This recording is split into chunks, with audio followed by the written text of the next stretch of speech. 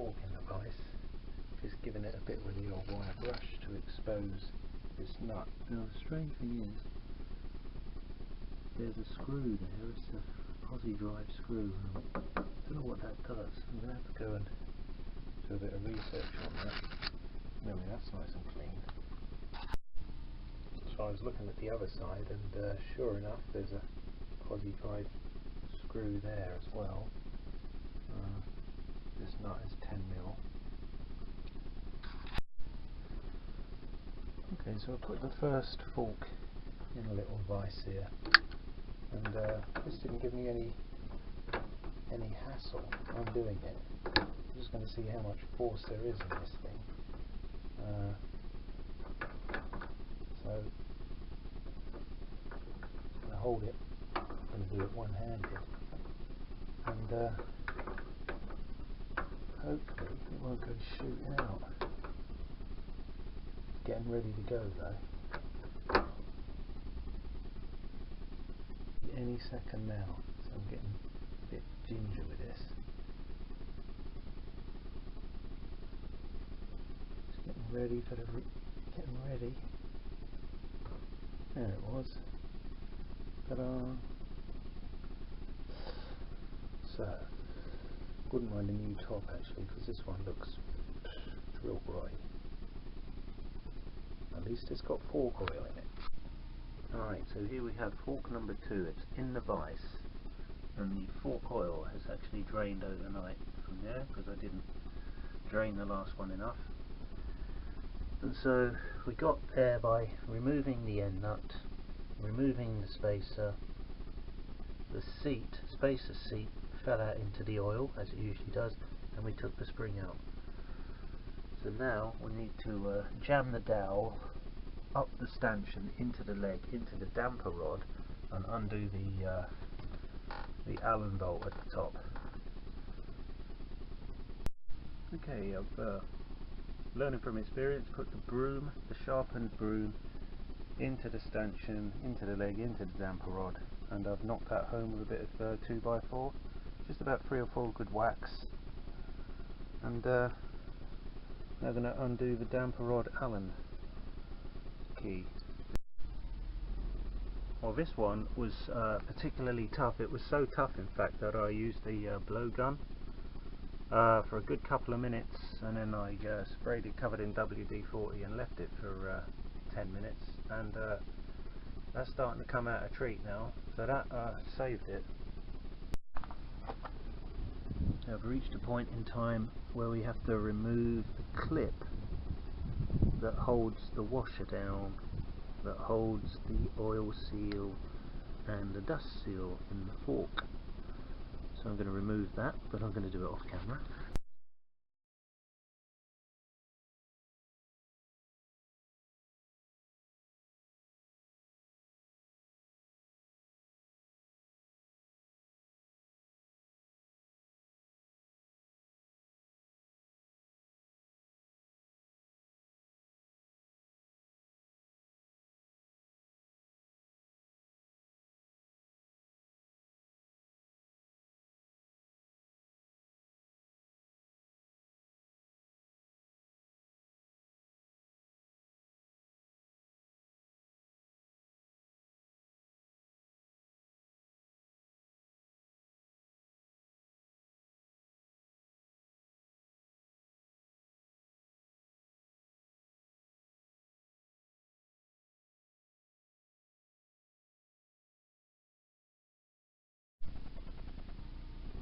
Right, fork DT 125R rebuild tape 1. So all the bits are clean, and you grab this stanchion, and you need to put the rear bush on the end, which looks like this. This one's quite warm, but that's how it goes, straight on. Oh, crikey. Anyway, just goes straight on. Next is the damper rod, which was the tough one. This, stand it up, doing it all one-handed, put the spring on,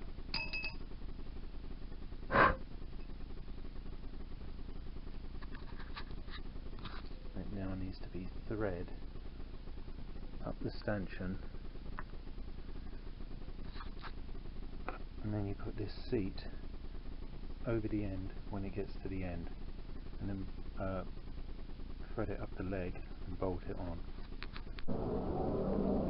Okay, here's the damper rod sticking out of the stanchion, supported by the valve. Okay, so now I need to put the damper end cap on.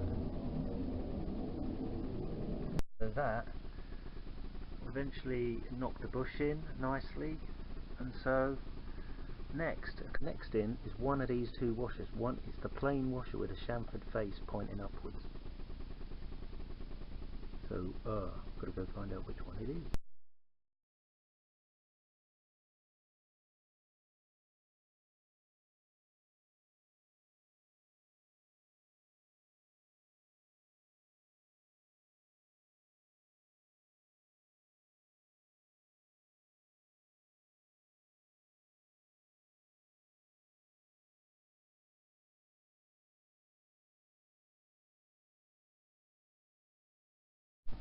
So now the forks are fitted with fresh oil, fresh seals. They could have done with a fresh paint job, but I guess, you know, again, it's original paint, so what the hell. Handlebar strip down, take one. I'm going to lose this. Take these ties off. Spray that. Clean this. Put it all back together again. So I put the old stripped down handlebars on. These are 17 foot-pounds. Measured this, put them at the angle that I figured out, because they're not as bad as I thought they were. So basically I've just used a big old flat blade and levered out this thing that looks like an oil seal. And it's definitely revealed some bearings, but actually they don't look too bad. You know what I mean? I mean, they are really good. In fact, I would go so far to say as they've been quite recently done, which is annoying. I was hoping they'd be knackered. Basically, yeah, so basically I'm going to put some more grease in there. I'm going to, just for future reference, let's have a look at this this seal. It says 2035 5. Okay, it says 2035 5. There's a little number there that says 3D or something. C21. That's all hardness, isn't it? But no, these look alright, mate. They said the Japanese, whatever. Okay, mounting the rim tape. I found a suitable thing to go through the valve and the valve end of the rim tape. Make sure there's no kinks in the rim tape. So now it's a two-hand job, and so the rim tape is seated lovely, and there's the valve marked with the pen, and there's the rim stop, or rim. It's a rim plug actually, for a rim lock plug, but we're not off-roading, we don't need a rim lock. So I'll be using the valve mark, and I'll be putting that on the outside of the rim so it faces on the right, although apparently these are multi-directional or something. It doesn't matter which way around they go.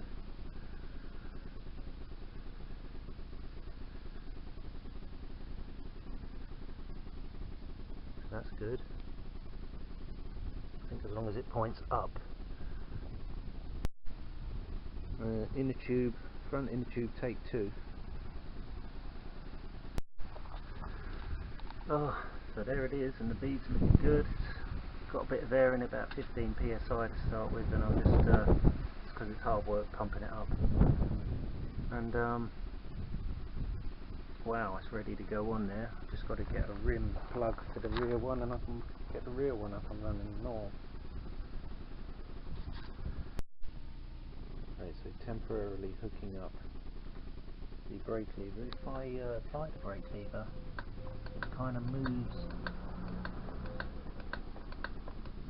the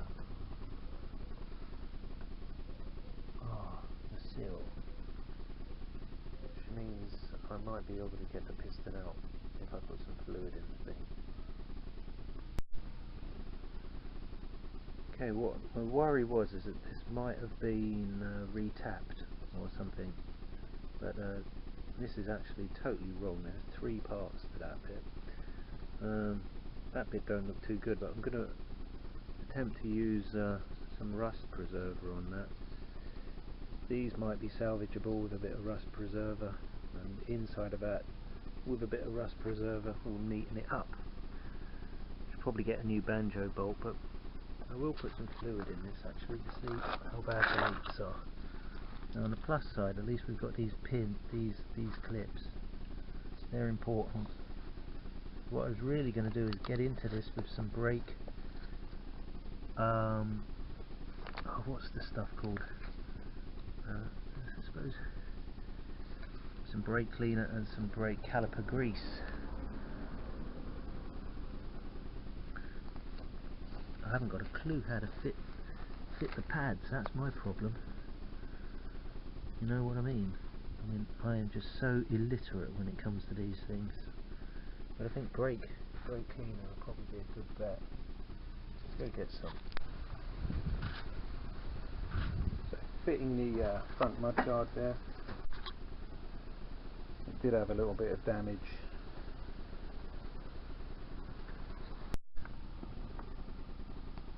Rear wheel bearing inspection, take 1. Uh-oh. Oil seal. So it looks like a bearing, and actually these are totally seized. Oh, decent. Totally seized. So now I can tap these through. Okay, so there is the offending bearing, and that was the oil seal I couldn't get out. So that's the bearing. It was knackered, hardly turns round. It's all crappy. What you'll need is one of these, which I had to fashion with an angle grinder. It needs a flat head, and yeah, that was nice. Here's the spacer, needs a clean. Basically deflected it out of the way so you could hit it from the top. So the other one, for example, the spacer would be there, you could hit it from that end. So like being told to pack the fresh new bearing with grease, it's a sealed bearing. How are you supposed to pack a sealed bearing with grease? Anyway, they go that way up, and I'm going to drift it in with my drift. So I had to put the right hand pillion peg on because these nuts, these bolts were going to go missing. So on the plus side, the engine does turn, you know, you can tell by the conrod going up and down, and also the sprocket going round and round there. But of course the trouble is, I can only find 2 gears and neither of those are neutral. Also looking through there, it looks like the oil pump is missing.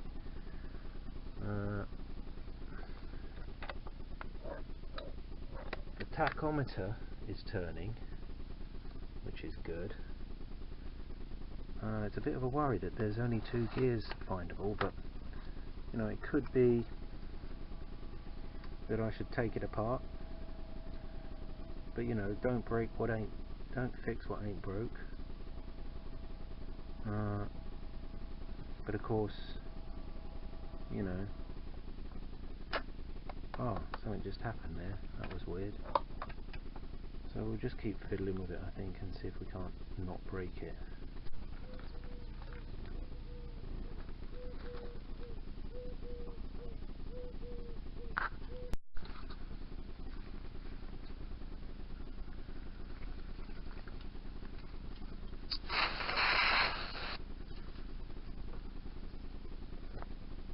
One-handed.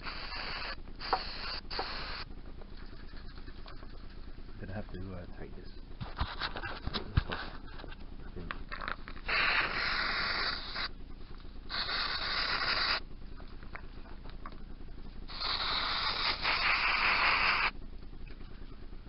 Not a bad toothbrush.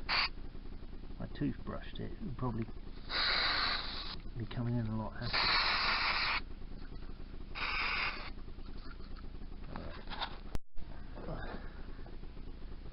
This is the throttle cable housing and throttle tube that came off the bike. Now it's got these domino grips that have come off, and that's got to go. And the amazing thing is actually, just look at this, I think it's restorable. It needs an OEM part there. That's not OEM. That could be OEM, and that's probably not OEM. So if I can get the new screws and a new grip, this will actually probably be serviceable, and I'd like to probably stick with that. Then it needs the kill switch next to it, and that'll be good to go really. And a clutch lever obviously.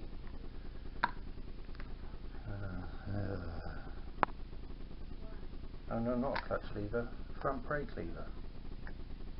Hang on a mo, I've lost the plot. So I took the three various, looks like M4 and M6s. We're left with these components. And the throttle tube with this grotty grip on it, which is coming off next.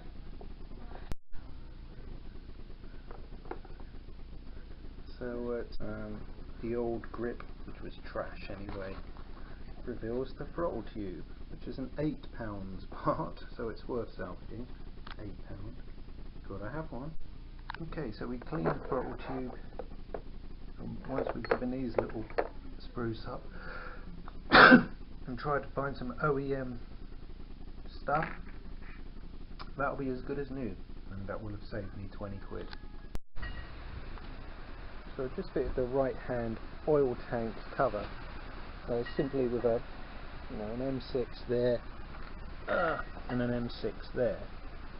Now there's plenty of grommets and fairing bits and pieces all over this,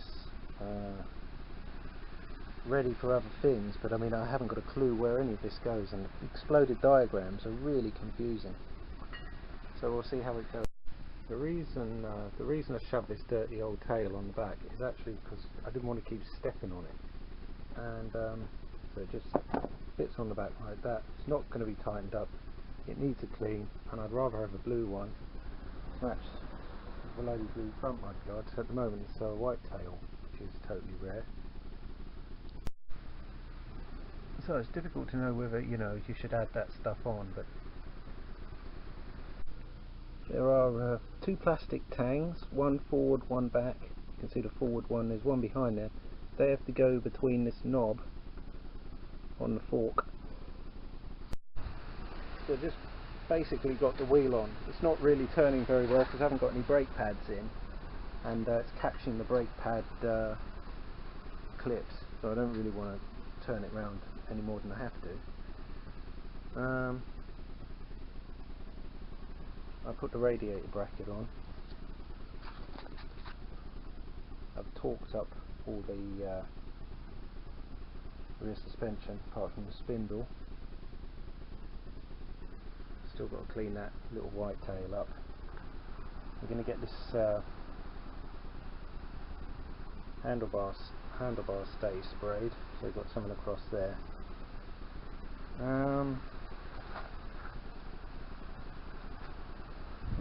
That's my little £20 part. It was £30 by the time I got the nuts as well. This is a bit skew whiff. I just noticed another little bit of damage up there. I didn't like the colour anyway. So I tested the radiator for a leak and give it a clean. It's all clear, but it doesn't have much of a capacity, sort of like half a pint really.